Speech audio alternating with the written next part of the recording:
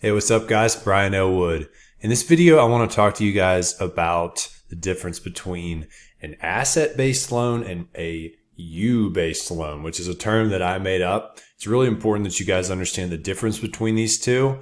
It might totally open your mind up to the fact that you can really get the money to buy a rental property, okay?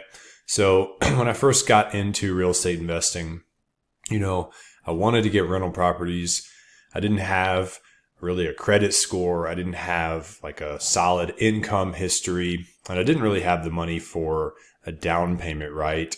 And so I was kind of screwed. I went to the bank and tried anyways, and they turned me down. And for a while, I just sort of hung my head and was like, man, maybe I'll never be able to really invest in real estate. And I remember, I think it was Grant Cardone talking about multifamily investing and talking about how whenever you get into multifamily, the financing gets way easier because they stop caring about you and they start caring more about the actual property that they're lending against, and they base it all on that. I was like, man, that makes way more sense. Why can't they do that for single family houses? This is stupid, right? And so then not long after that, I went to a real estate mastermind group, and there was these guys in the group just with like hundreds of rental properties, the most successful group I've ever been lucky enough to be around. And I learned that they were using this type of funding called private money or other people's money, or OPM for short, right? So I really started to study this whole niche of lending called private lenders, right? It's basically just someone that has money that's willing to loan it to you, right? If you think about whose money does a bank loan out? Well, they loan out other people's money, right? Other people go put their money at the bank lends it to you. If you can go directly to those other people, you can essentially cut out the bank, which is basically the middleman, right? Because banks have all these rules and all these guidelines, and the other people, you can sort of just go and negotiate with them on the hood of the car, so to speak. Whatever, everything's on the table as far as what the possibilities are, right? So I discovered that, not only was that a source of funding, private lenders, but they, just like Grant Cardone was talking about multifamily lenders, they didn't care about my credit score. They didn't care about how much money I made over the last 3 years.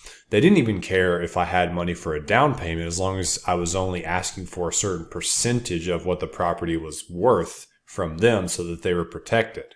So that's when I discovered that asset-based loans are much, much simpler. So the first definition, an asset-based loan, is a loan that's based off of the asset itself. If there's a house that's worth $100,000, then a lender can loan you up to maybe $70,000 on that house, and they place a lien on the house. If you don't pay them back the agreed upon interest plus all the 70 or whatever that they loaned you, they get the house. Okay, so their loan is backed by real collateral, which you can't really find an investment that safe anywhere else in the industry. So it's an awesome deal for them.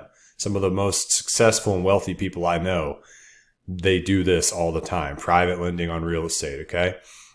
So asset-based loans are just simply based against the asset itself, okay? They don't care about you, they care about the asset, which I think makes way more sense.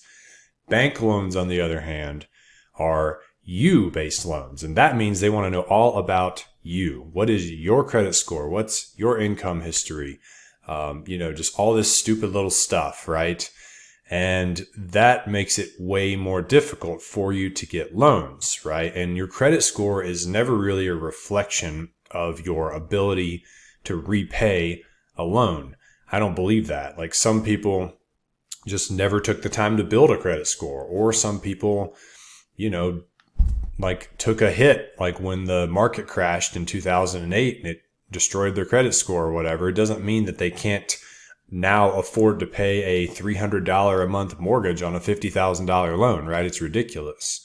And so while it's always a good idea to make yourself bankable, and I'm bankable today, but you don't have to have it, is what I learned. Okay. If you gravitate towards lenders that are asset-based versus being you-based, then everything changes. And then it's just on you to go out and find that deal that makes sense. You go find that house that's worth $100,000 that you can get under contract for 70. You can get someone to loan you all 70. Okay. Maybe you got it under contract for, 60, but you need 10 to fix it up. Well, they'll still give you 70.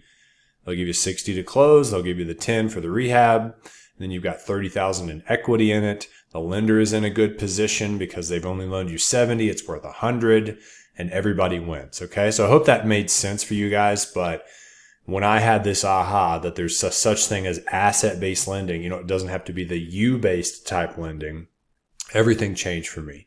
If you guys want to grab a copy of my free course on how to get the money for your first rental property, go to fearlessfinancing.com. And thank you guys for watching. I'll see you on the next video. Peace.